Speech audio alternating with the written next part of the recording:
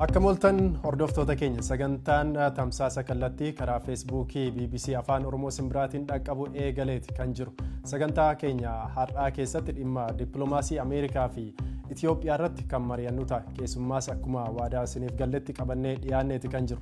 Keessummaan keenya har'aa ittaanaa daayirikteera dhaabbata qorannoo imaammata baha Afrikaa kan ta'an Dr. Biraanuu Leenjisooti. Dhiyeenya kana Ameerikaa fi Itoophiyaan rakkoo dippiloomaasii garaagaraa keessa kan galaa jiran fakkaatu. Sababni isaas dhimma waraana naannoo Tigraay wajjiniitiin wal qabate deebii Ameerikaan Itoophiyaadhaaf kennaa turtee fi akkasumas qondaaltonni Itoophiyaa immoo gama isaaniitiin deebii isaan kennaa turan gidduutti wal dhabdeen kan uumame fakkaata. Kanarraati kan ka'e Ameerikaan dhorka viizaa qondaaltota mootummaa Itoophiyaa fi akkasumas Eertiraa tokko tokko irratti dabarsuu ishee ibsitee jirti. Akkasumas deeggarsoota tokko tokko akka dhaabdu himteeti kan jirtu. Dhimmoota kanarratti marii bal'aa ni taasisna. Keessummaa keenya wajjiniitiin jechuudha. Turtii gaarii isiniitiif hawwina. Yaada qabdan karaa koomentii tamsaasa kallattii feesbuukii BBC Afaan Oromoo irraatiin nuuf barreessuu ni dandeessu. Akkasumas gaaffii keessan nuuf dhiyeessuu ni dandeessu jechuudha. Turtii waliin taasisnu keessatti dhimmoota kanarratti bal'inaatiin kan mari'annu ni ta'a jechuudha. Keessummaan keenya Dr. Biraanuu Leenjisoo baga nagaan dhuftan. Baga nagaan eegalan. Tole, ayyee marii keenya haa eegalluuti. Dhimma dippiloomaasii kanarratti bal'inaatiin kan kaasnu ta'a jechuudha har'a biyyoota lamaan gidduu kan jiru. Jalqaba irratti galumsa akka ta'uutiif qoqqobbii yookaan dhorka viizaa Ameerikaan qondaaltota Itoophiyaa fi Eertiraa irratti dabarsite akkamiitiin ilaaltan isinii dhimma siyaasa Itoophiyaa kanatti dhiyeenyaatiin hordoftu hubannoo isaa isinii qabdu akkamittiin hubattanii ergaa akkamii qaba jettanii yaaddu? Galatoomii egaa kun ergaansaa waan ifa ta'edha. Waan baay'ee beekumsa gadi fagoo barbaadu miti. Ameerikaan Itoophiyaa wajjin walitti dhufeenya waggaa dheeraa biyya qabdudha. Sunis immoo wantoota irratti hundaa'e bu'uura dippiloomaasii yookiin immoo galma dippiloomaasii biyyoota lamaanii wantoota ibsantu jiru. Gara waggaa 120 Itoophiyaan fi Ameerikaan kan walitti dhufeenya qabaachaa turan. Walitti dhufeenya ammaatti isaan qabanis jijjiirama mootummaatiin wajjin kan jijjiiramu illee ta'u akka waliigalaatti walitti dhufeenya gaarii kan jedhamudha. Akka biyyaatti waan Ameerikaan nurraa barbaaddus waan jabaadha. Keessayyuu geopolitical waan ta'e wajjin wal qabate jechuudha.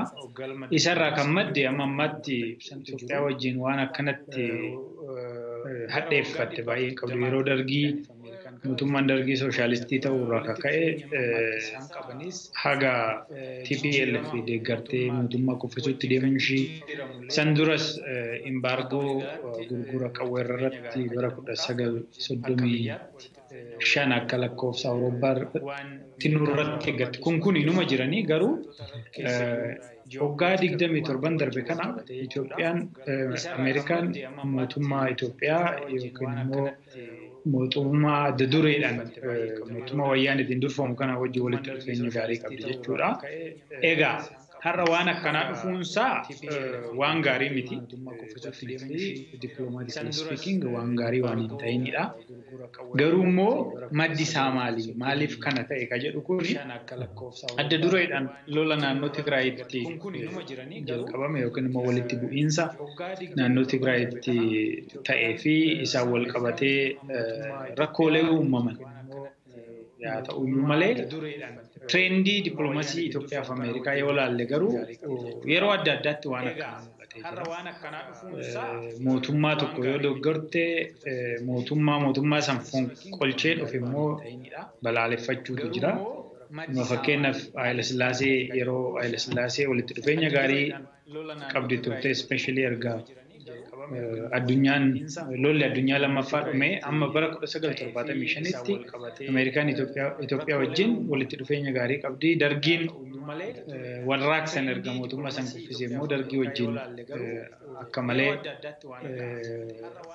waladheeffatanii shakkii keessa turanii achi booda immoo mootummaa waggaa 27 afaan gorra ture kana wajjin immoo walitti dhufeenya gaarii qabdi turte amma immoo mootummaa saniin walitti bu'insa uumamu walitti dhufe waan akkanaa kun inuma eegame jechuudha nama trendii dippiloomaasii Ameerikaa beeku. So yeroo gabaabaa keessatti garuu guyyaa guyyaadhaan keessayyuu torban darbe kana statementii yookiin immoo ibsa baasaa turanii waan akkanaa kun waan baay'ee baramee miti. Egaa waggoota arfan darbe sana yeroo Trump aangorra ture Ameerikaan addunyaa irratti dhiibbaa qabdu amma tokko yeroo itti dhabuu geeche yookiin immoo yeroo sirni Ameerikaan hordofti jijjiirame waan ta'eef san deebisanii addunyaa irratti olaantummaa san qabachuudhaanis wal qabatee ta'uu danda'a. Itoophiyaa irratti amma tokko hostility yookiin immoo konsernii qaban yookiin immoo shakkii qaban sodaa qaban irra deddeebi'anii yeroo itti ibsatanii saniinis wal qabatee egaa dippiloomaatikalii dhiibbaa irraan ga'uudha jedhanii hangafoota olaanoo irratti viizaa restriction kan jedhamu kana uggurrii viizaa kana irra godhanii jiru jechuudha. Amma kana miti akka waliigalaatti Itoophiyaan akka biyyaatti waan dubbii keessoo ishiitiin wal qabatee biyya alaatii ofirratti Eessitee hojjechuu qabdi kana jijjiiruudhaan dippiloomaasii jabeeffachuu qabdi. Dooktar Biraanuu osoo achiin gaheetiin dura gaaffii wanna biroo kaasna maal ta'uu qaba kan jedhu irrattis waliitiin ni mari'anna jechuudha. Mee tarkaanfiin Ameerikaa kun kanaan kan dhaabbatu isinitti fakkaata tarkaanfii kana erga Ameerikaan fudhattee deebii qondaaltonni mootummaa Itoophiyaa kennaa jiran tokko tokkootiin akka instituushinii yookaan dhaabbata yookaan akka biyyaatti kan bakka bu'u kan hin fakkaanne qondaalonni tokko tokko kan barreessan ni jiru. Mufiidhaatiinis kan deebii kennan ni jiru. Ameerikaan dhiibbaa humaayyuu nurraan hin geessu waan miitu tokkoyyuu hin qabu jedhanii kanneen kaasanis ni jiru. Tarii dhuguma tarkaanfii Ameerikaan fudhattu kun Itoophiyaatiif ammuma kan gadi bu'ee salphatee kan ilaalamuu fi kan ilaalamuu danda'udha jettanii yaaddu immoo siyaasuma biyya keessaa uummatattiin injifachuudhaaf kan jedhamudha. Akkasittiin yaadu dhiibbaa qaba. Dhiibbaa cimaa qabaatudha jedhee amanaan akka nama tokkotti. Akkuma biyyaattu biyyi tokko yookiin immoo mootummaan biyya tokko rakkoo keessoo isaa walitti dhufeenya uummata wajjin qabu biyya keessatti tasgabbii uumuun lammiilee biyya saniitii gargaarsa barbaachisu godhuun akkuma barbaachisu biyyoota alaa wajjinis walitti dhufeenya qabu bareechee cimsee eeguun hojii mootummaa gurguddoo lamaadha. Waan keessoo biyyaa hojjechuunis biyyoota biraa wajjin walitti dhufeenya qabu jabeessuunis dippiloomaasii waan jedhu fedhii biyya biraa keessatti qabnu tifkachuun hojii mootummaa keessaa hojii gurguddoo lama jedhaman keessatti tokkodha jedheetiin amanaan akka nama tokkotti. Kanaafuu namni ilaalcha ofii qabu hubannoo ofii qabu ibsachuun rakkoon qabu. Biyyoota alaa wajjinis ofii hubatu ibsata garuu sadarkaa mootummaatti waan kana attentionii yookiin immoo ilaalcha sirriitti kennamuu qabu xiinxalanii biyyoota biraa barbaachisa kan jedhuun qaba. Kuni isaa olis maaliif akkuma dura siin jedhe Itoophiyaan fi Ameerikaan walitti dhufeenya waggaa 120 yeroo qabaatan kaayyoon walitti dhufeenya isaanii afur. Inni dura lammiilee Ameerikaa eegu. Lammiilee Ameerikaa irra rakkoon akka hin geenye eeguu kan jedhudha. Lammata mirga dhala namaa fi sirna dimookiraasii babal'isuudha. Sadaffaan guddina ikoonoomii fi misooma jabeessuudha. Arfaffaan immoo tasgabbii naannoo kanaa baha Afrikaa kan tasgabbeessuudha. Kuni waanuma salphaa miti. Ameerikaan walitti dhufeenyi Itoophiyaa wajjin qabdu biyyoota biraa kamuu wajjin kan qabdu wal qixxeemti. Sanii oli. Maaliif biyyi Ameerikaas ta'ee biyyoonni lixaa baha Afrikaa kana yookiin gaanfa Afrikaa kanarraa fedhiin isaan qaban fedhii addaati. Gaanfa Afrikaa kan jedhamu kun naannoo galaana Indiyaa, Gulf of Edenii fi galaana Diimaa gidduutti argamu kana jechuudha. Biyyoonni gaanfa Afrikaa kana keessatti argaman afuri. Itoophiyaa, Somaaliyaa, Jibuutiidhaa fi Eritiriyaa. Wantoota Ameerikaan biyya kanarraa barbaaddu, biyyoota arfan kanarraa barbaaddu waan guddaa. Iddoon baha Afrikaa jedhamu kun, gaanfa Afrikaa jedhamu kun baha Afrikaatii fi gaanfa Afrikaa gargarii biyyoota arfan amma kaase kana kan gaanfa Afrikaa jedhamu. Gaanfi Afrikaa kuni bakka addunyaan itti wal geessu jechuudha. Eeshiyaan, warri lixaa keessayyuu Awurooppanii fi Afrikaan bakka itti wal gayan. It's a very strategic communication center. Maaliifi galaanota guguddaa as jiran kana yoo ilaalle Indian Ocean, Red Sea, Gulf of Eden kuni hub of communication jechuu ni dandeenya. Warri asitti dhufanii wal arganis immoo biyyoota addunyaa irratti super power jennuun Raashiyaa fi Ameerikaa ta'uu danda'a, Chaayinaa fi Ameerikaa ta'uu danda'a. Kanaafuu naannoon kuni naannoo baay'ee akka malee xiyyeeffannaa guddaa qabudha jechuudha. Biyya Ameerikaa birattis, biyyoota biraa birattis. Qarqarri gaanfa Afrikaa kuni bakka Ameerikaanii fi biyyoonni lixaa kunis fedhii adda addaa irraa qabanii waan daangessuuf keessayyuu immoo daangaa boba'aan irra deemu this oil route ka jedhamu kanarratti waan argamuuf xiyyeeffannoo addaa iddoo qabudha jechuudha. Xiyyeeffannoo addaa Ameerikaan naannoo kanarraa qabdu, gaanfa kanarraa qabdu, biyyoonni Awurooppaas gaanfa kanarraa qaban eegsisuu keessatti immoo gahee guddaa akka taphataa turte biyya Itoophiyaa akka taate numa beeka. Waa sadi jajjaboo si akkasuma maaliif akka Ameerikaanis taate biyyoonni lixaa gaanfa Afrikaa kanarraa fedhii guddaa qaban. Tokkoffaa oil route karaa boba'aan irra deemu ta'uusaa fi amma fakkeenyaaf galaana Indiyaa irraa kaasnee galaana Diimaa, Gulf of Eden, Suez Canal amma Meeditiraaniyaanii bira geenyutti daangessan kun tokko kana. Kanaafuu naannoo kanatti gaanfa Afrikaa kanarratti nageenyi barbaachisaadha jechuudha.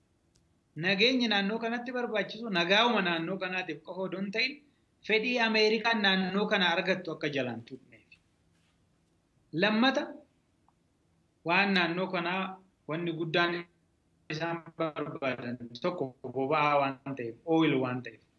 Biyya boba'aadhaan badhaatuu taate Saawud Arabiyaa fi bakka ishiin irraa boba'aa kana oomishtutti dhiyeenyaan argamuunsaa gaanfi Afrikaa kana daangessee argamuunsaa itti dhiyaatee argamuunsaa waan lammataati jechuudha. Strategic waan isa godhu. Ka sadaffaa immoo akkuma dura siin jedhe humna galaanaa yoo laalle neevii ka jennu kana jechuudha. Biyyoonni jajjaboon humna galaanaatiin addunyaa irratti olaantummaa argachuu barbaadan Ameerikaas dabalatee Chaayinaas, Raashiyaas, Indiyaas yoo laalle kana kutanii darban. Naannoo kanarra kutanii darban. Kutanii irra darbuu qofaa miti. First grade, first level port ka jedhaman bakki itti buufanni guguddoon baay'een kan argaman naannoo kanatti.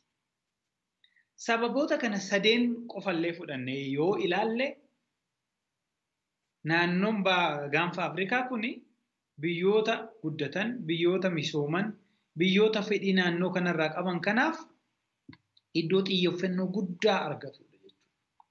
Kanaafuu naannoo kana tasgabbeessuu wanni jedhu sun waan iddoo guddaa qabudha. Biyyoota arfanan si waame san keessa Jibuutii, Somaaliyaa, Eritiriyaa fi Itoophiyaa keessaa kamtu fedhii kana galmaan naa gayaa ka jedhu. Tole asumarratti sin dhaabaati. Qabxiilee amma sin kaastan ni jiru. Dhimma boba'aa wajjiniitii wal qabatee humna galaanarraa walii wal qabatee ji'oopolitiksii yookaan itti dhiyeenya biyyoota gara Arabaa yookaan baha gidduu galeessaatti qaban wajjin wal qabate. As keessatti Itoophiyaan qarqara galaanaa akka hin qabne yookaan humna waraanaa jabaa ta'e galaana diimaarraas ta'e iddoo kaanirraatti akka hin qabne beekamaadha. Yeroo dhiyeenyatti ministeerri muummee neevii foorsii naannoo sanarratti ijaaruu akka barbaadan ibsuun isaanii ni yaadatama. Haga har'aatti garuu humni Itoophiyaa achirratti guddaadha yookaan baay'ee murteessaadha kan jedhamu hin jiru. Kana wal qabatee hariiroon Itoophiyaa keessa teessee Saawud Arabiyaa keessatti dhiibbaan Ameerikaan gochuu dandeessu sagammaatti waraannis ka'e yookaan dhimmi biraa walitti bu'insi uumamee wanti argameeru hin jiru. Tarii nageenya naannoo kanaa tasgabbeessuun fedha Ameerikaa isa guddaa akka ta'e ni beekama. Dhimma shororkeessaa irratti hojjetaa turuun ishee ni yaadatama. Amma Ameerikaan fuula ishee dhimmoota kana haala Itoophiyaa wajjiniitiin qabdu yeroo ilaaltu tarkaanfii biraatti waan ce'aa jirtu fakkaata. Fakkeenyaaf yeroo dhiyeenyatti Keeniyaa wajjiniitiin shaakala waraanaa taasisuudhaatiif waliigaltee irra gahanii jiru. Masrii wajjiniitiin hariiroo isaan qaban haaressuutiin fedhii isaan naannoo biyyoota Arabaattis ta'e gama Israa'eliitiin qaban wajjiniin wal qabate sana kabachiifachuutiif jecha Masrii wajjiniitii waliigaltee gaarii qabu jechuun ni danda'ama. Waggoota dheeraatiif Sudaan irraa qoqqobbii keessi Ameerikaan ergaa fonqolchi mootummaa gaggeeffame mootummaan ce'umsaa Sudaanitti hundaa'een asitti qoqqobbii sana baay'ee sarraa kaasuutiin deeggarsa maallaqaallee gochuuf jalqabdee jirti dinagdee biyyattii bayyaannachiisuutiif jecha. Kana jechuun biyyoota baha Afrikaa fi gaanfa Afrikaa kanneen Sudaan wajjiniitii yookaan Masrii wajjinii yookaan Keeniyaa wajjiniin hojjechuutiin sana Ameerikaan kabachiifachuu hin dandeessu miidhamni isaa gara kam deema? Strategic shift wayii jiraachuu hin danda'u. Fakkeenyaaf yeroo darbe koreen seenaateroota dhimma alaa Ameerikaa marii gaggeessanii ture.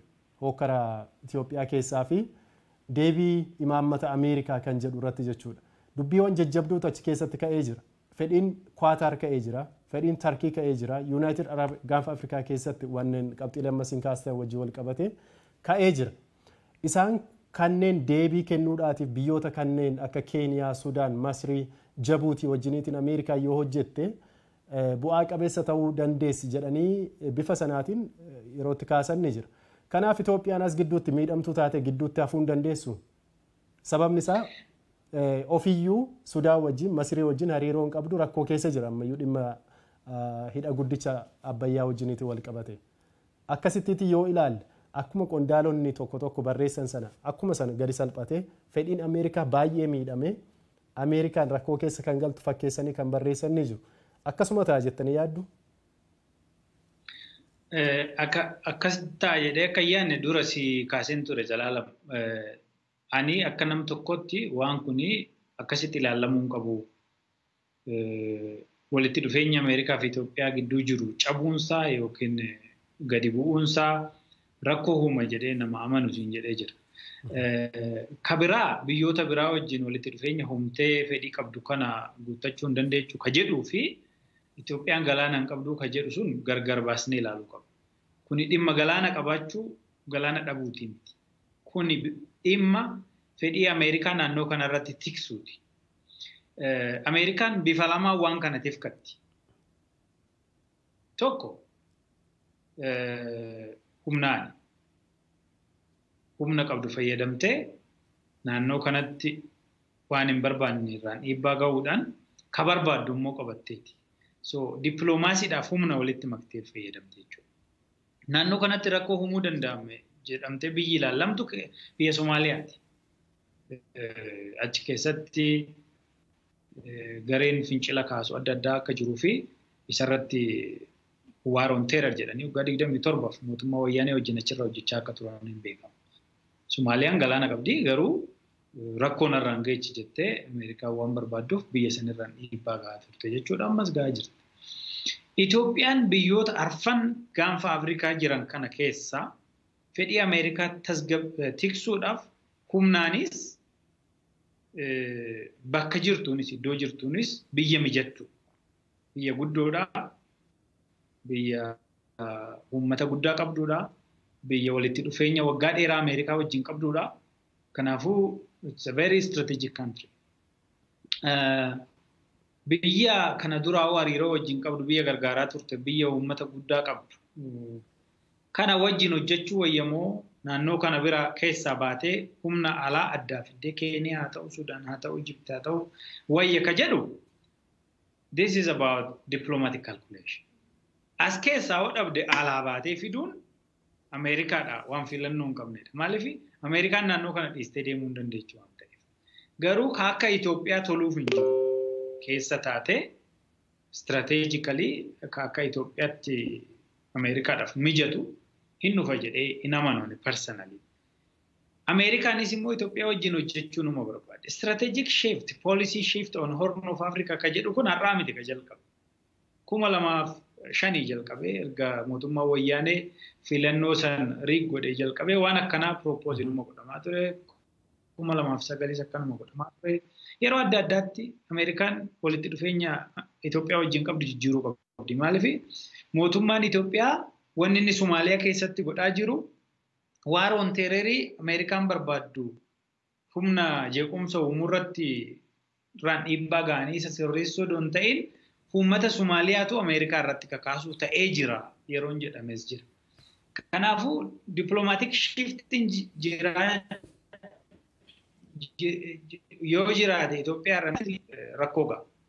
Tokkoffaa fedhii adda addaa Ameerikaa irraa qabdu hin dhabdi. Lammata immoo biyya biraatu dhufee naannoo kana to'achuudha. Alaa jechuudha. Maaliif biyyoota arfan gaanfa Afrikaa keessa jiran ala yoo ta'e dhiibbaa biraatu dhufaa jira jechuudha. Diplomatic colonization waan fakkaatu. Kanaafuu this is far reaching. Itoophiyaan ammallee walitti dhufeenya Ameerikaa wajjin qabdu sirreessuu fooyyessuu qabdi. Dr. Gaafii Ameerikaan kaasu. Asirratti akka tuqxanii darbitaniif erga rakkoon kun jiraate Itoophiyaan fakkeenyaaf yeroo darbe hiriirri tokko magaalaa Finfinneetti gaggeeffamee ture. Achirratti wantoota argaa ture keessaa suuraa Vladimir Putin fa'aa fudhatanii kan baanni jiru. Tarii fuula keenya yoo Ameerikaan didde gara Raashiyaatti deebisnaa kan jedhan ta'uu danda'a. Ergaa uummatarraa ta'uu danda'a. Miira uummataa ta'uu danda'a yoo murtoo mootummaa ta'uudhaa baateyyuu. Tarii dhuguma Itoophiyaan Ameerikaa wajjiniitiin gaafa wal dhabdee keessa yeroo galaa jirtu kanatti hariiroo cimaa kan isaan uummachuu barbaadan biyyoota akka Tarkii, akka Qatar, United Arab Emirates fa'aa wajjiniitiin hojjechuu akka barbaaddu ni beekama. Irra deddeebiidhaanis biyyoota kanneen wajjiniitiin hariiroo uumuuf yaalamee jira. Qatarii fi Ameerikaan waliigaltee akka hin qabne beekamaadha. Yeroo dheeraatiif jechuudha. United Arab Emirates fi Qatar immoo akkasuma waliitiif wal dhabdee guddaa keessa jiru. Biyyoonni lamaan iyyuu haga balalii geejiba garaagaraa walirraati kutanitti gaanii ture yeroo dhiyoo kana. Biyyoota diinota walii ta'an kana wajjiniitiin Itoophiyaan gaafa michoomtu fakkeenyaaf Ameerikaa osoo barbaaddu diina Ameerikaa gara biraa wajjiniitiin immoo michuu gaarii yoo taate gama lamaaniitiin hojjechuun kun bu'aa qabeessa taasisuu danda'a yookaan garamitti madaalliinsa deemee hojjechuu ishee gargaara jettee yaadda? Again, ani personal opinion kiyya na gaafatte Ameerikaa wajjin wanni qabnu for that matter akka biyyatti Ameerikaa wajjin smooth diplomatic relation smooth ta'e qabna jedhee warri haasa'u sirrii miti. Ammas hundas immoo badaadha kan jedhu sirrii miti. Let me give you like a rundown. Amma walitti dhufeenyi Itoophiyaa fi Ameerikaa ka jalqabame bara 1923. Bara 1929 walii mallatteessan. Waan irratti wajjin hojjetan walii mallatteessan. 1929 amma 1935tti walitti dhufeenya gaariitu ture biyyoota lamaan kana gidduu. Bara 1935 yeroo Xaaliyaaniin Itoophiyaa weerartu Ameerikaan biyyoota lamaan irrattu uggurrii gurgurtaa qawwee irratti galte. Bara san Xaaliyaaniin biyya industrial taatedha. Kanaafuu qawwee ofii oomishachuu hin dandeechi. Itoophiyaan biyya qonnaan bultuudha. Qawwee oomishachuu hin dandeechu. Imbaargoon nurratti gatame sun Xaaliyaanii fayyadee nu miidhee jira. Yaanni jedhu jira. Ergasii booda imbaasii ishii cuftee bara 1937 baatee jirti. Ameerikaan hoggaa cuftee baatu akka waan biyya niwutiraalii taatee hoggaa baatu biyyoonni akka Ingiliis fa'aa dhufaniiti Itoophiyaa gargaaranii Xaaliyaanii biyya kana baasan. So namoonni tokko tokko kana this is betrayal jedha. Ameerikaan Itoophiyaa betray goote jedhanii namoonni ilaalan jiru. Bara 1943 deebitee Itoophiyaa keessatti mishinii ishii banatte Ameerikaan. 1945 erga lolli addunyaa lammaffaan dhume Itoophiyaan sadarkaa Afrikaattis ta'e sadarkaa addunyaatti hirmaannaan ishiin siyaasa addunyaa keessatti qabdu jabaa waan ta'eef Ameerikaan walitti dhufeenya Itoophiyaa wajjin qabdu cimsattee amma bara 1975tti walitti dhufeenya gaarii mootummaa Itoophiyaa yookiin mootummaa Haayile Sillaasee wajjin qabaachaa ture.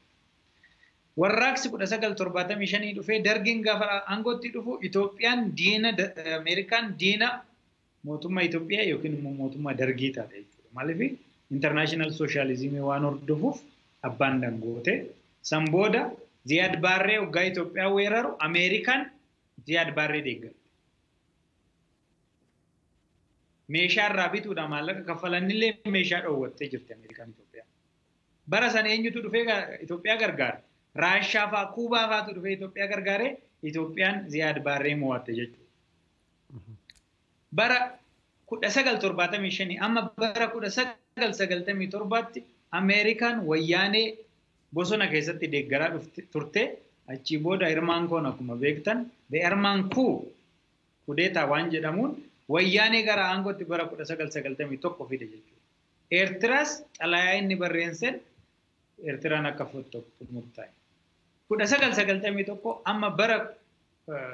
amma baranaatti mootummaa wayyaanee haalan deeggaraa ture. Dhiibbaan mirga dhala namaa jiraatullee odoo beekanu mootummaa wayyaanee mootummaa isaan deeggaranii fidan waan ta'eef deeggaraa turte jechuudha.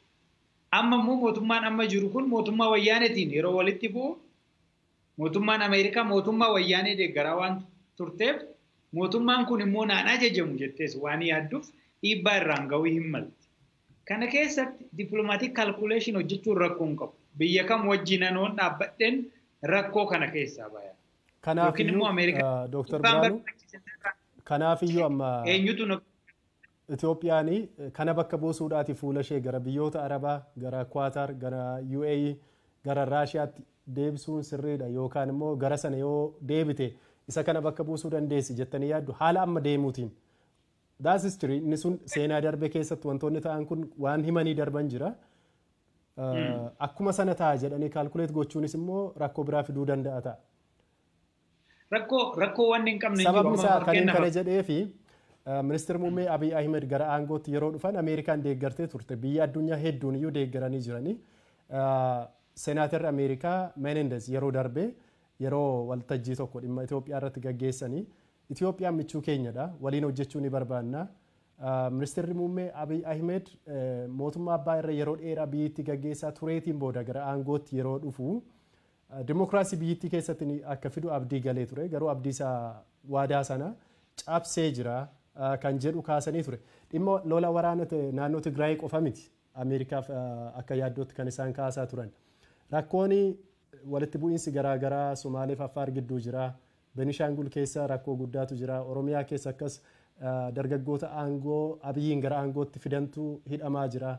Kaan immoo bosonatti galaa jira jedhanii waltajjii sanarratti dubbataa turan yoo hordofte jiraatte. Wantoonni kun gaafa walitti ida'amanii biyyattii keessatti iyyuu civil war yookaan waraana waliin yoo fide biyyattiin bittinnaa'uu ni dandeessi. Yeroo ammaa kana Tigraay keessatti qofa ji'oota 3 darbaniitiif nyaata meetirik toonii 400,000 uummata miiliyoona 4 ol sooruu danda'u geessisne.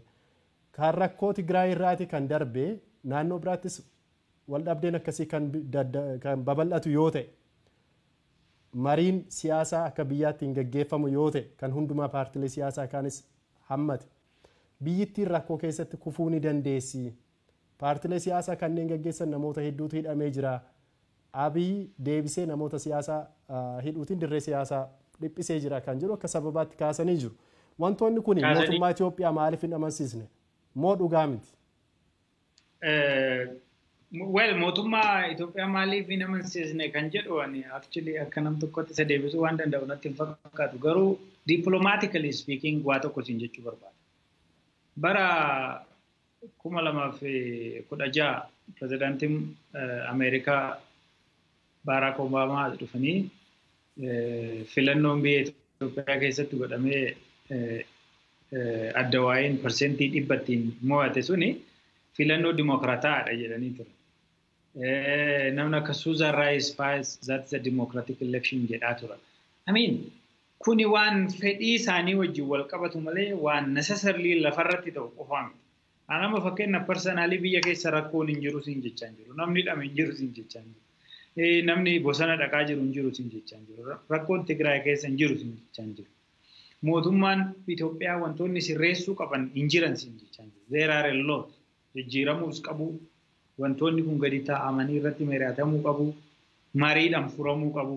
Kana keessatti immoo Ameerikaan gargaaruu ni dandeetti. Harka cimaa qabdi. Dhiibbaa namarraanuu geettee akka waan kun jijjiiramu godhuu hin dandeetti. Ameerikaan akkas gootee laata jettee personally yoo na gaafatte hin goote. I think akka anatti fakkaatutti akka gara nattuu deemu waan gargaaran natti fakkaatan personally. Maaliif this is exactly what they want. Mootummaan amma biyya Itoophiyaa keessatti jiru kun mootummaa cimaa, mootummaa jabaa ta'uu barbaada. Majority irraa dhufee nu ajajamuu dhiisuu danda'a. We want weak government ilaalcha jedhu waan qaban natti fakkaata. Karaa kanas kuni amma fakkeenyaaf namni baay'een Ameerikaan waan fedhii qaama biyya keessa jiru eegsisuudha hojjettu fakkaata. No, it is not. Fedhii mataa isaanii qabanii they are chasing their own interest. Kun immoo yoo ta'e mootummaan amma as jiru kun carraa qabutti hundumattuu gara fayyadamuutti deema. Biyyoota biraa wajjin walitti dhufeenya qabu cimsachuu. Akkuma dura siin jedhe naannoon gaanfa Afrikaa kun naannoo biyyoota adda addaatiin barbaadamu. Chaayinaadhaan, Indiyaadhaan, Raashiyaadhaan, Turkiidhaan biyya barbaadamu. Fedhii asirraa qabu waan ta'eef Ameerikaa qofa. Ameerikaan humna qabdii fedhii ishii yoo dhiibde rakkoo biraatu sirraan ga'uu dandeechi. Ka jedhu sun garuu amanamuu qaba. Humna kun. Nuyi as keessa deemnee isaan uumaan fidanii waan jenneef suniin hafe jechuun miti. Biyyi tun biyyoota baay'ee balleessitee jirti. Mootummoota baay'ee balleessitee jirti. Kanaafuu sun ilaalcha keessa galame amma danda'ametti mala dippiloomaasiitiin rakkoo kana hiikuun barbaachisaadha.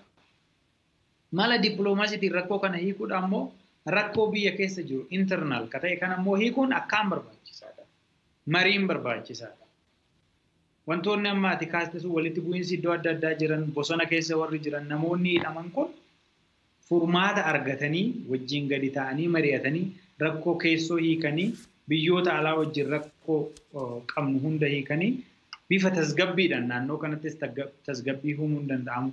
Itoophiyaan shoora kana dura taphachaa turte san akka taphachuutti fuftu godhuu irratti fuulleffatanii hojjechuudha malee akkuma waan xiqqoo takkaatti waan darbinee bira hin darbine biran tarre akka hin taane garuu duras siin jedhee jira amma sirra deebi'e. Tole gaaffii biraatti haa ce'uuti. Yeroo darbe ogeessa dinagdee tokko dubbisee jira. Lammii Itoophiyaa London jiraatu Abduu Manan ka jedhamu. Itoophiyaan bara bulchiinsa Ministeera Muummee Abiy Ahmed jalatti dippiloomaasiidhaan kuftee jirti. Mallas illee osoo sarbamni mirga namoomaa guddaan biyyittii keessa jiru Ameerikaa waliin hojjetaa ture. Faayidaa biyyaa argachuu barbaadu argataa ture. Gama biraatiin immoo Chaayinaa waliin illee hojjetaa ture. Madaalli isaa eegee bu'uuraalee misoomaa hedduu falaasama dinagdee Itoophiyaan hordofaa turtellee mootummaa kan misoomaa yookaan developmental democracy ka jedhullee isaanirraa haga waraabutti ga'ee ture. Kun garuu Itoophiyaa keessatti amma kufaatii argisiisaa wanti jiru kan jedhu kaasee jira.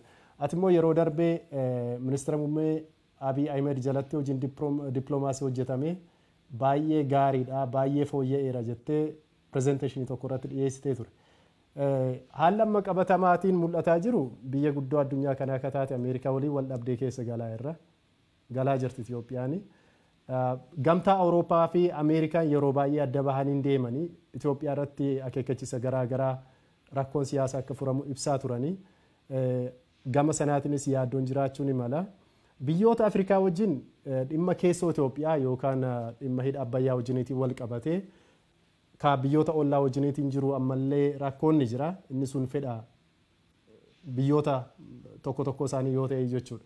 Akkamittiin wal bira qabdee ilaaltee sana jechuu dandeessa? Akkamittiin ibsite? Thank you Zalaalam san kaasuu keetiif duratti beeksisaa hojii namni gaafii kana kaasu argee ture. Namni baay'een naa kaasaa ture. Actually kana duras irrattis barreessee irrattis dubbadhee jira. But what is striking for me is ataka gaazexeessatti dogoggora akkasii hojjechuun kee this is shame because an akkasin jedhe presentation yoo dhaqatte ta'e an akkasin jedhe waan inni jedhe muummichi ministeeraa akka gara aangootti dhufaniin dippiloomaasii irratti hojiin hojjetame gaarii ture. Araarri Eertiraa wajjin bu'e walitti dhufeenyi biyyoota ollaa wajjin godhame sun gaarii ture. Garuu itti fufsiisuu hin dandeenye. Institutional diplomaasiin keenya kufee. So it even one misquote na godhe qofaaf artis misquote na godhuun kee as a journal ani achin turre miidiyaa biyya keessaarraa kan hin arge garuu sagalee kan. No, Zalala, listen to me. Achi turun qabdu. You have to verify information as journalist. This is wrong. Barreessee jira. Nama fakkeenyaaf akka nam tokkotti deebii barreessee jira. ETV misquote na godhuun isaa dogoggora jedhee barreessee jira. Miidiyaa irratti ulama sadii irra deebi'ee dubbatee jira. So I think namni baay'een illee kana akka caarratti fayyadamee ittiin sirrachuu qaba jedhee amana. Ati garuu dogoggora akkana in your life irra deebitee yoo goote. Yoo dogoggora ta'e dhiifama deebii kan kennu argineen. So waan hundaaf arguu qabda ka verify godhuu qabda ati journalistii dhamati. You are not ordinary person. Okay. Journal BBC. Mee gara mata duree keenya akka deebinuuti. Yeah, gaafii wal qabsiistee na gaafattee fi it is very personal and it is also a very good opportunity because anis clarify godha waan ta'e. Gaafii na gaafattee fi dippiloomaasiin institutional dippiloomaasiin akka waliigalaatti namni akka anaatu irra deddeebi'ee feelerii qaba jedhee dubbate waan jiru natti fakkaata. Homaa ifa kun. Dippiloomaasii ammaa qofa odoo hin ta'in haalli ittiin nuyi biyya biraarratti dippiloomaasii hojjennu the entire institutional system jijjiiramuu qaba, reformii ta'uu qaba. Alaabaa argisiisuu yookiin immoo uffata uffannu argisiisuu deemuu qofa. Pride nuyi qabnu ibsuu deemuu qofa gahaa miti. Biyyoota biraarratti fedhii qabnu cultivate godhuudha deemuu qabna. Because diplomacy is the art of cultivating your own interest in a foreign country. San godhaan jiru. Biyyoonni biraa immoo interestii nurraa qabanis ogaa cultivate godhan understand godhuu qabna. Jedhee irra deddeebi'ee dubbadhee jira ammas sun sirratu malee walitti dhufeenya biyya keessatti qabnullee sirreessinu walitti dhufeenya biyyoota biraa wajjin qabnu fedhii biyyoota biraarraa qabnu kana sirreeffachuun qajeelchachuun sirriitti beekuun isa chees godhuun isa duuba deemnee galmaan gaachuudha hojjechuun garuu akkaan barbaachisaadha. Biyyi tokko biyya ta'ee dhaabbachuudha. Waan kana hojjechuun waan filannoo hin qabne kanuma jedhutti dabala. Waan dhaabbayaatiinis wal qabatee wantoonni ka'an kana. Itoophiyaan waan dhaabbayaatiin wal qabate waan addaan gaafatu. Mirga uumama ishii gaafatu. Waan kana persentii 86 contribute godha. Ibsaan irraa argadha jettee yoo gaafatte kuni mirga jechuun immoo sovereignty birmadummaa qabdu wajjin wal qabattee qabdu. Kana garuu yeroo gaafattu in a very diplomatic way, diplomatic language dubbattee biyyoota kana amansiistee gara hojiitti kun hojii nurraa eegamu. We have to do that. Malli biraan barbaachisu. Biyya addunyaa amma keessa jirru kana keessatti we have to negotiate, bargain. Interestii keenya gurguruu qabna. Kan namoota biraa dhaggeeffannee amma kennuu qabnu kenninee amma argachuu qabna. This is very much science. Aadaa fi seenaa biyya tokko qofaa miti. Diplomaasiin saayinsii. Hojiiwwan mootummaa Itoophiyaa kallattii garaa garaatiin dhiyeenyaatiin ni beekta jedheetiin amana. Haala amma jiru kana furuu irratti karaa ministeera dhimma alaa Itoophiyaas hojiin hojjetamaa jiru gahaa kan taane gar tokkootiin naaf kaastee jirti. Yeroo jalqaba ibsi Ameerikaa bahu reakshinii yookaan deebiin gama Itoophiyaatiin dhagahame akka mufannaa kan fakkaatu malee rakkoo sana kan hiikuu hin fakkaatu ture. Ergasii deebi'anii Ameerikaa wajjiniitiin wal dhabuun barbaannu kan jedhu kaasanii ture. Waltajjii garaa garaa irratti pirezidaantii mootummaa naannoo Oromiyaallee dabalatee Ameerikaa irraatii faayidaa maagas mara akkan arganne kan fakkaatu waan nutti hafu hin jiru akka jechuu wayii kan kaasan ni jira. Tarii suni biyyittii ammallee miidhuu hin danda'u namootuma kanatu biyyicha gaggeessaa jira wanta ta'eedhaatiif jechuudha. akkamitti ilaalta deebii isaan kennan dhugaama qabaniyyuu sirriitti immoo ibsachuu hin danda'anii gama dippiloomaatota jiran yookaan ramadamanii jiraniyyuu rakkoon jira jedhee hayyuun tokkos kan naatiif kaaseeru ni jira. Sanarratti maal jetta? Rakkoon jira qofaa miti sanii oli. I think kan cleanly diplomatic mishiniin biyya adda addaa jiru mootummaa kana wajjin alaayin godhee hojjetamu irratti hojjetamu ka jedhu iyyuu kaasuun hin danda'ama. Akka nam tokkotti akka nam dhuunfaatti garuu gaafii dura gaafatteef amma Ameerikaan walitti bu'iinsa Ameerikaan yookiin immoo hostilitiin Ameerikaan amma nurraa qabdu kun rakkoo nurraan hin ga'u ka jedhu gaafiirra deddeebistee kaafta. Amiin. The answer is one. Hinga. Maaliif Ameerikaan biyya super power taate biyya humna qabdu kanaafuu sanii ol deemuu dandeetti. Amma biyya akka Jaapaan fa'aarratti bara 1940moota keessa waan ta'e hin beekna. So waan san keessa galuun barbaachisaa natti hin fakkaatu akkanatti. Biyya hiyyeetti biyya Ameerikaa irraa deeggarsa argatu. Maallaqa asistansii adda addaa argatu miti. Biyyootumti Ameerikaa irraa hoomaan barbaanne iyyuu biyyaan Ameerikaadha wal qixxeedhaa jettee gateetti wal maddii qabdu iyyuu rakkoo baay'ee irraan geechi Ameerikaa. Suni I think waanuma haala salphaan irra darbamuu qabu miti. Wanni nuyi godhuu qabnu akka biyyaatti maalinni fooyyessuudha. Waan baay'ee waan fooyyessinuu qabna miti. Biyya hiyyeettidha, biyya guddataa jirtu, biyya rakkoo baay'ee qabdu biyyi Itoophiyaa kana dhuftuun barbaachisaa. Keessoo keenyas rakkoo baay'eetu jira. Walitti dhufeenya biyyoota biraa wajjin qabnu irrattis rakkoo baay'eetu jira. So hojiin manaa keenya maalinni ka keessottis kan alaa kana sirreessuudha malee wanni qabnu kun gaariidha kana dhiistan homtuun dhufu ka jedhu ani sirrii natti hin fakkaatu. Waan karaa baay'ees nu deemsisuu miti. Ani yoo lama yoo sadii yoo afur erga kuni ta'e waan kanarraa dubbadhee jira. I am very consistent. Waan akkasii barbaachisaa. Rakkoo keessaa kan sana osoo tuqnee darbine rakkoo keessaa kana dura rakkoon keessaa dhiibbaa alaatiif akka isaan saaxilu qondaalonni irraa deddeebi'anii dubbataa turanii. Ciminni keessaa dhiibbaa alarraati dhufu ittisuuf yookaan hambisuudhaatiif gargaaruu ni danda'a ta'a. Rakkoon keessaa Itoophiyaa karaa kan furama jettee yaadda. Itoophiyaan filannootti deemaa jirti.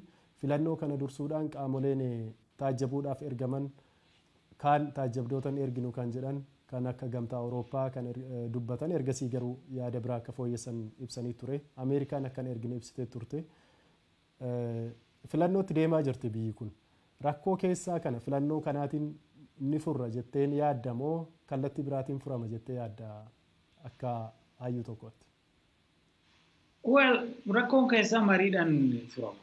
Rakkoon alaatis mariidhaan furama. So mariidha qophii ta'uudha wanni guddaan. Filannoo godhamuuf taajjabdoota erguu dhiisuu irratti isaan yeroo baay'ee namni exaggerate godhee yeroo dubbatudha. Ani personally akka nam tokkotti ammas hunda weetiitti hin kennu. Maaliif bara 2010 booda fakkeenyaaf Awurooppaa Yuuniyeeniin filannoo biyya kanaa dhufee hin taasifamne Ameerikaan taajjabdoota ergitu instituutiin adda addaa yoo ergan malee sun miti wanni guddaan. Wanni guddaan biyya keessatti wanni goonu kun kana caala haala fooyya'een godhu yoo dandeenye isa godhu. Walitti mufii adda addaatu jira. Akkuma beektu qaama siyaasaa Oromoo adda addaa bira walitti mufii adda addaatu jira kan hin hiikamin kan hiikamuu qaba. Mari'achuun kan irratti barbaachisu. Sanii ol immoo rakkoo baay'eetu jira. Wal harkisiin wayyaanee fi mootummaa amma aangoorra jiru gidduu ture salphaan. Wal harkisiin sun harka alaatu keessa jiramoo anuma keessatti kan jedhu gaafii guddaa. Isaan wal qabatee koronaan dhufuunsaa rakkoo biraadha. Walitti bu'iinsi biyya keessatti godhamaa ture kun takka waan hundumaa waanuma mootummaan amma aangoorra jiru godhanii kaasan. Amma fakkeenyaaf ishee mootummaan kun rakkoo baay'ee dogoggoroota baay'ee godhee jira jedhama. Garuu immoo waan mootummaan kun hin godhin immoo waan irratti godhamu kun waan inni godhetti hin dhiyeessu. Kanarratti. So rakkoo baay'eetu jira kan ammoo qaamni tokko yookiin mootummaan amma aangoorra jiru kun qofti ni ka jedhee sinama. Kanaafuu mariin barbaachisaadha. Mariin sun godhamuu qaba. haal duree marii sanii barbaachisus godhamuu qaba. Maaliif marii jechuun akkanuma ganama wal waamtee galgala adda ba'uu miti. Pirinsipiliidhaan diyaaloogii godhuun barbaachisa. Qaama siyaasaa keessattis qaama hawaasaa adda addaa birattis mariin kun haalan barbaachisa. Har'a yoo danda'ame kaleessa jalqabamuu qaba ture. Kaleessa hin dandeenye har'a jalqabuun ni jira. Har'a yoo dadhabne boru godhuun ismaas. Kana yoo goone biyya keessatti waltaanee yoo dhaabbanne at least warroonni biyya alaatti dhiibbaa nurra godhuu barbaada. Dhiibbaan nurratti godhamu kun tokko tokko dhiibbaa nurratti godhamuu malu ta'uu dhiisuu danda'a. Amma fakkeenyaaf naturally Ameerikaan mootummaa dadhabaa barbaaddi naannoo kanatti. Homaa gaafii hin qabu. Maaliif akkuma dura sii kaasaa ture naannoon gaanfa Afrikaa kun it's a very strategic area. Biyyoonni naannoo kanaa ol akka guddataman hin barbaada maala jettee nama dhuunfatti na gaafatte hin barbaada. So mootummaan dhufu yookiin kan isaanii ajajamu nama isaanii ka ta'e akka wayyaanee sanii jechuudha. Yookiin immoo dadhabaa akka ta'u hin barbaada. Namni isaan hin beekne tokko gara aangootti hoggaa dhufu qabachuudha tattaaffii yoo godhanii ka jalaa harkaa mucucaatu ta'e rakkoo adda addaa dhiibbaa adda addaa irraan godhuudhaan harkatti galfachuun hin yaala. Amma fakkeenyaaf visa restrictioniin, aid restrictioniin, arms embargoon waan akkanaa kun mootummaa kana dadhabsiisanii harka keessa galfachuudha waan godhamus ta'uu mala. Isa hunda tarreessuun yookiin immoo seenaariyoo adda addaa kaasuudhaan maybe wanni nuyi hordoftoota keetii dabalu baay'een jiraachuu dhiisuu mala garuu akkuma dura siin jedhe mariin barbaachisa. Qawwee miti ka barbaachisu. Dr. Biraanuu mee walitti mariitti deemu. Dr. Abiy Ahmed erga aangootti dhufanii waggoota 3 darbanii Ameerikaaf waan isaan ajajamuu didan yookaan fedhi Ameerikaa isaan kabachiisuu didan maali? Tarii waan nuun hin ajajamneef kan jedhu namoonni biraas barreessanii argee jira mootummaa keessa akka barbaadan waan ta'uu fidinneef kan jedhu yeroo baay'ee gabaasni dhimma Itoophiyaa irratti bahu gaaffii koon fixa yeroo hunduma haaluudha dinaayii gochuudha. Gamtaan Awurooppaa baasu sobadha. Ameerikaan baasu sobadha. Afrikaan Yuuneenis baasu agammaatti dhimma kanarratti baay'ee illee koomentiin goone sobadha. Itoophiyaatii kun rakkoo sirriidha jedhu gabaasa kamiyyuu keessatti yeroo baay'ee mul'atu. Bara mootummaa wayyaanes haa ta'u yeroo ammaayyuu gabaasota kamiyyuu dinaayii gochuu sobadha fudhannu waan jedhutu baay'ata. Tokko wantoonni akkasii kuni faayidaa biyyaa eegsisuu danda'u tarii faayidaa nama dhuunfaa yookaan aangoo namootaa tiksuu danda'u ta'uu danda'a. Lammaffaa maaltu didame? Ameerikaan maal gaafatteeti maal dhabde Itoophiyaa irraati? Egaa amma isas hoggaana gaafattu kwaalifaayi godhee na gaafattu Ameerikaas miti mootummaa Itoophiyaas miti. Uffata garuu waan an beeku sitti hima waan natti fakkaata. Ka biraa garuu ati inni waakatti ka jettu suni I think inni siyaasa keessatti waan sirriin ta'ini jettee fudhachuun kee sirrii. Amantii miti kun siyaasa. So waakkachuun yeroo barbaachisutti waakkachuun barbaachisaadha jechuudha. Garuu waa hundumaa immoo yoo waakkatan waa hundumaas yoo amanan siyaasa wallaaluun namarraa calaqqisuu dandeechi. Ameerikaan maal diddee? Itoophiyaan Ameerikaan maal diddee ka jedhu? I think kan amma waan ani beekurraa waan tokko tokko kaasuu nan danda'a. Gaafa muummichi ministeeraa gara aangootti dhufee ji'a tokko booda there was a serious diplomatic shift. Kanaatis akka gaazexeessaa tokkotti waan yaadattu natti fakkaata. Walitti dhufeenyi Eertiraa wajjin godhame it is a shift. Ameerikaan Itoophiyaan fi Eritiyaan akka walitti araaramtu hin barbaadde jettee odoo na gaafatte hin barbaadu. Location shift. Itoophiyaan diplomatic focusii ka ture biyyoota guddatan akka Ameerikaa akka UK China wajjin so Kenya wajjin walitti dhufeenya cimsuun Rwanda wajjin Uganda wajjin Somaaliyaa wajjin Suudaan wajjin walitti dhufeenya cimsuun naannoo kanatti walitti hidhata biyyoota gidduu jiru jabeessuu isarraas darbee gara Afrikaa jabeessuutti deema. Ameerikaan saniin barbaadde yoo naan jette personally hin barbaadu. They don't want to see strong Africa. Kaan yoo dhiisne walitti dhufeenyi Itoophiyaa fi Eritiriyaa fi Somaaliyaa gidduu godhame this Abiy Isaayyaas Farmaajo corridor waan jedhanii waaman kun I think waan salphaan turre. Waan salphaan turre kun akka opinion kiyyaatti qofa jedhee kan irra darbu. Special envoy nama mootummaan Ameerikaa gara baha Afrikaatti erge kun Jeffrey Feltman waan kun sirrii miti jedhee dubbatee jira. Walitti dhufeenyi Eertiraa fi Itoophiyaa fi Somaaliyaa gidduutti godhamaa jiru walitti dhufeenya biyyoota Afrikaa gidduutti godhamu kana laaffisaa jiraa jedhe. Okay. Walitti dhufeenya biyyoota biraa hunda wajjin qabu laaffisa jedhee biyyi lama walitti dhufu Ameerikaadha jedhee dhiisuu qabamuu hin qabu ka jedhu gaafachuudha.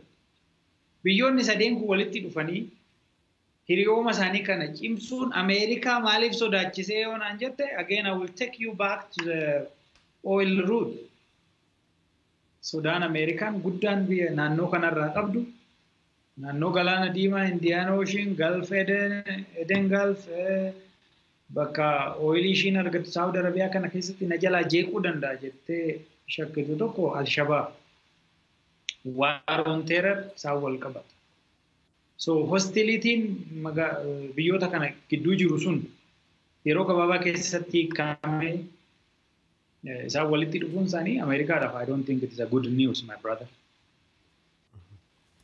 Mee gara gaaffii xumuraatti haa deebinuuti xumurarra geenyeeti kan jirru.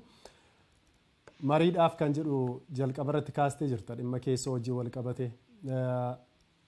Akka nama dhuunfaa tokkootti yookaan nama siyaasa hordofaa jiru tokkootti dhiyeenyaatiin jechuudha. Akkasittiin si gaafadha.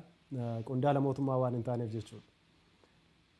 Gaggeessitoonni Itoophiyaa keessa jiran hedduun isaanii marii siyaasaa kanaaf dhuguma onnee isaanii irraati banaadha jettee yaadda morkattoota isaanii wajjiniitiin mari'achuudhaatiif wal dadhabsiisaa jiru moo waliin mari'atanii biyya ijaaraa jiru? Haalli jiru amma filannoon Itoophiyaa yoggaa deemtee paartileen competent enough ta'anii wal dorgomanii filannoo kan haqa qabeessa dimokiraatawaa gochuu danda'u jettee yaaddu. Inni jiru akkamittiin ilaalta? Hin jira. Isa qofa miti. Mariidha. Aadaan marii Itoophiyaa keessa hin jiru. Haata akka nama dhuunfatti odoon si gaafadhee dhalattee biyya kana keessatti daa'ima taatee waggaa guddattu maatii keessatti akkatti guddatte mana barumsaatti akkamitti akka baratte mana amantaa dhaqxee akkamitti akka baratte namoota gurguddaa biratti akkamitti akka laallamtu yoo laalte it's not welcoming hierarchical waan ta'etu jira biyya kana keessa. So free flow of idea waan jedhamu kun hin jiru. Kuni dhimma aangaa tokkooti miti. Dhimma siyaasaa bulchu tokko qofaa miti. Dhimma hawaasaati. Gara siyaasatti immoo yeroo fudhatte it is a political culture kakanahu. So nama tokko qofa bileem godha. Amma fakkeenya muummicha ministeeraa duraanii Mallas Zeenaayii yoo fudhanne namni hundumtuu Mallas Zeenaayiin diktaateraa jedha. Eessaa dhufe Mallas Zeenaayiin uummatuma Itoophiyaa kana keessaa dhufe. Abiy Ahmad akkuma si'ii biyyuma kana keessatti dhalatee guddate. Kaalcharuma nu beeknu kana beeka jechuudha. So namni tokko akkuma aangootti ol ba'e yookiin immoo hoggaa dhaaba siyaasaa ijaarrate yookiin hoggaa dhaabbata wayii bulchuu jalqabe qofa waan dimookiraasii baru waan overnight dimookiraataa ta'u godhanii dhiyeessuun sun sirrii miti. Eessumattuu jechuudha. Miidiyaa level bakka diyaaloogittis. Kabiraa especially something very common at gara baha Afrikaa mannoo kaaba Itoophiyaa kanatti wanni barame maal inni compromise waan jedhamu. Waan qabattee dhufte ejjennoo qabattee dhufte tokko amma tokko dhiistee ejjennoo nama biraa dhageechee gara gidduutti dhufu compromise waan jedhamu jira. This is a very common in any politics. Biyyoota biraa keessatti wanna baramaadha. Itoophiyaa keessa garuu hin jiru. Namuu waa qabatee dhufa waan san 100% argatee deemuu barbaada. Siyaasni akkanaan jiru zalaalama addunyaa. Ejjennoo qabattee dhufta. Sunis ejjennoo qabatee dhufa. Teechee waliin haasoftee gara gidduutti waan waloo humtee baata. Malee waanuma qabattee dhufte hunda kuunan isaanii gatanii kee haalli ittiin fudhatanii bahuu danda'an jiraatullee baay'ee reer waan ta'e waan xiqqaadha. Kanaafuu aadaan siyaasaa, aadaan marii aadaan compromise godhu, aadaan waliigaluudha wajjin gadi taa'u, agree to disagree waan jedhamu kan jechuudha. Qaamni yookiin immoo hayyuun siyaasaa waan kana qabatee dhufu baay'een argitu biyya kana keessatti. That is a problem. Kanaafuu ammas gaafa akkas ta'e maal ta'a? Gaafa namuu ejjennoo isaa compromise godhuu dide maaltu dhufa? The next ideal alternative humnatti ka humna qabutu ka humna hin qabne hundumaa dirreerra ari'a jechuudha. San argaatii jira. Ammas hin jiru sana. Wajjin gadi ta'anii waliin mari'atanii gara waan waloo uumutti waan dhufuun hin danda'amne ka humna qabutu ka humna hin qabne dirree taphaa keessaa ba'a. Kana jechuun mootummaan aangoo irra jiru humna qaba by default. Obviously. Kanaafiyyuu namoota siyaasa keessatti hirmaachuu barbaadan, dimokiraasii biyyattii keessatti fiduu barbaadan kaan irrattis dhiibbaa gochaa jira jechuudha. Akkamiin ibsita? Dimokiraasii jechuun maal jechuudha? Dimokiraasii jechuun amma siin jedhe san. Dimokiraasii jechuun yaada kee qabattee dhuftee kabiraa dhaggeeffattee waliigaluu dhiisuudhaallee waliigaltee deemuu jechuudha. Ani kanan barbaada kana fudhachuu baannaan gara lolaattan deema ka jedhuudhaan asitti argina. Well, mootummaan mormitoota yookiin immoo dhaabbilee biraa dirree keessaa baasee ka jedhamu maaliif ise? Waan humna qabuuf. Jarri odoo dirree humna qabatanii mootummaa dirree keessaa baasuudhaa duubatti hin jedhamu. Kuni tokko kaasnee tokko dhiisuu kuni aadaadha. This is a political culture. Obboleessa. Aadaa kana irratti hojjechuun, aadaa kana duuba deebinee ilaaluun akkamitti waan kana sirreessina? Akkamitti waan giddu gala ta'e tokko wajjin humna? Akkamitti hundumtuu miira keessaa baanee yaadan? Tested idea. Finnee yaanni mo'atu akka mo'atee ba'u godhuudhaa. Obsaatiillee takka ati miidhamaatii obsitee aadaa kana biyuldi godhuun, kalcherii kana biyuldi godhuun barbaachisa. Hundi kennayyuu muufataa hootan. Ani akka nam tokkotti personaalii na beektaa muufachuu nan danda'a. Dhiisee deemuu nan danda'a akka nam tokkotti. Garuu aadaan nuyi amma irraa haasofnu kun hoom jijjiirama. Eenyutu jijjiira? Namni hundumtuu obsa kana yoo dhabneetumaan inni keessaa baanu ta'e eenyutu waan kana jijjiira? Moo hin jijjiiramin jennee dhiisuu qabna ka jedhu san namni hundi of gaafachuu qaba. Kana amma hin gaafatinitti hundumtuu humna walitti argisiisuudha. Hundumtuu anatu si caala. Anatu irra si arrabsaadhaan siyaasa naannoo keenyattis, siyaasa biyyattiitis, siyaasa gaanfa Afrikaa kanas gara balleessuutti deemuu dandeenya. Tole ayyee sagantaa keenyallee gara xumuraatti finneeti kan jirru. Daqiiqaa sadiidha kan nuni qabnu. Mootummaan Itoophiyaa amma jiru rakkoo biyya keessaa handil gochuuf yookaan qabuuf bulchuuf qajeelchuudhaatiif dhiibbaa alaa jirus ittisee national interest yookaan fedha biyyaalessaa tiksuudhaatiif sadarkaa yookaan bakka gaariirra jira jettee yaadda? Gabaabsite. Amma kana hunda haasofnee bakka gaariirra jira jettee na gaafatta? No, hin jiru. That's a short answer. Isaan mootummaan biyya bulchu yookiin paartiin amma aangoo qabatee jiru kunis yeroo darbe torbee darbe ibsa ejjennoo baase keessatti kana I think clearly lafa kaa'anii jiru. Waan godhamuu qabullee akeekanii jiru. Mariin biyyoolessaa, mariin keessoo dhaabbilee siyaasaa adda addaa wajjin qaama hawaasummaa kamuu wajjin godhamuu akka qabullee I think akeekanii jiru natti fakkaata. Suni godhamuu jira qaba. Sunoo godhame qofa bakka ammaati gaarii jette kanatti deemna jedhama. Ayyee tole kabajamtoota hordoftoota keenya sagantaa har'aaf isiniitiif qopheessine asumarratti xumurreeti kan jirru keessummaan keenya har'aa Dr. Biraanuu Leenjisoo ittaanaa daariktara dhaabbata qorannoo imaammata baha Afrikaati. Maqaa dhaggeeffattoota keenyaatiin hedduun si galateeffadha Dr. Guyyaa biraa marii biraatiin walitti deebina hordoftoota keenya saganticha dursuun kan isin waliin turtii taasise Anzaalaa Lamtaa Addisaan ture turtii gaarii.